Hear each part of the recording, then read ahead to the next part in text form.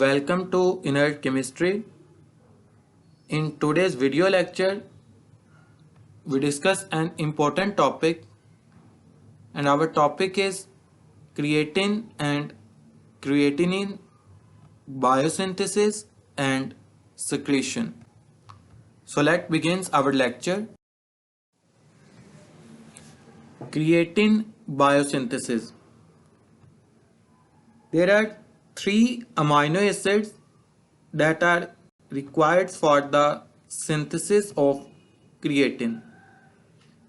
These are glycine, arginine, and methionine. S-adenosyl methionine, also called active methionine, is used in creatine biosynthesis. The creatine biosynthesis consists of various steps. The first step occurs in kidney, while the second step occurs in liver. Let's first discuss the pathway of creatine synthesis. The first step of creatine biosynthesis mostly occurs in kidney. During this first step, two amino acids are involved, that are glycine and arginine. Both these are the amino acids. Arginine contains a specific group that is shown in green color here. This group is called amidino group. It is also called as guanidino group.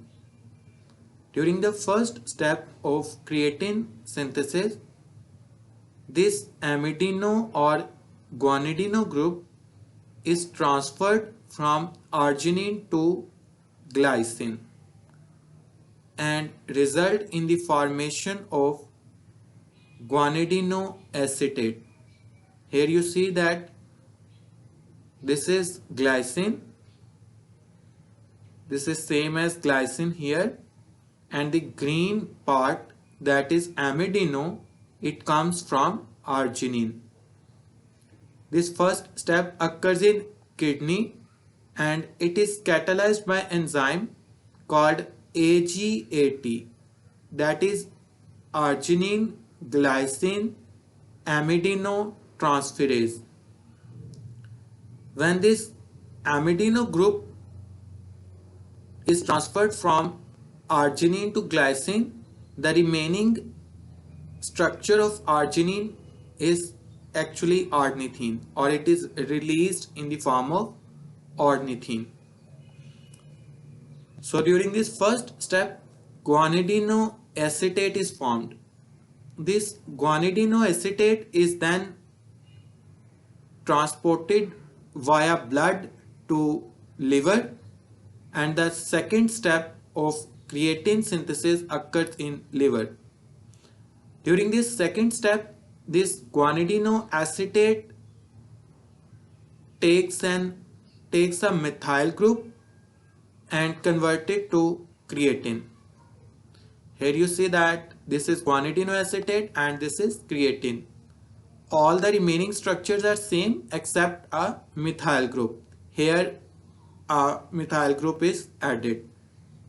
This methyl group is provided by SAM. What is SAM? It is S-adenosyl methionine, also called active methionine. In most of biosynthetic reactions occurs in body, the methyl group is transferred by SAM. So same in this case, the SAM gives methyl group to guanidino acetate and it is converted to creatine. So creatine finally synthesized in liver. The second step of creatine synthesis occurs in liver. Now this creatine is released into the bloodstream. Now most of the tissues used creatine, but some tissues may also convert this creatine into phosphocreatine. So this third step occurs in various muscles, or either in cardiac muscles or either in brain. So during this third step, the creatine is phosphorylated and converted to phosphocreatine by the help of enzyme creatine kinase. This creatine kinase uses ATP and converted it into ADP, and a phosphate group is added to creatine and it is converted to phosphocreatinine. In muscles, this phosphocreatine, after dephosphorylation and cyclization, converted to creatinine. Here we again revise the creatine synthesis. The first step occurs in kidney. During this first step, the amidino group from arginine is transferred to glycine and there is the formation of guanidino acetate and ornithine is released. This guanidino acetate via blood reaches to liver, and here this guanidino acetate takes the methyl group from S-adenosyl methionine and convert it to creatine, and then this creatine is released into the bloodstream. Here you see the structure of creatine and creatinine. This is the structure of creatine. Here you see the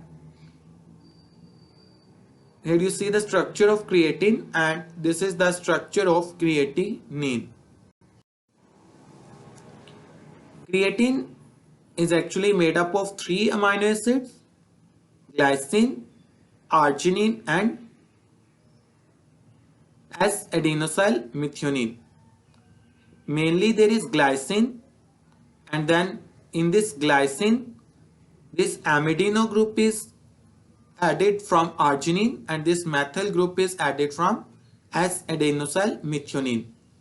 When this creatine undergo cyclization, it forms creatinine, and it is the structure of creatinine.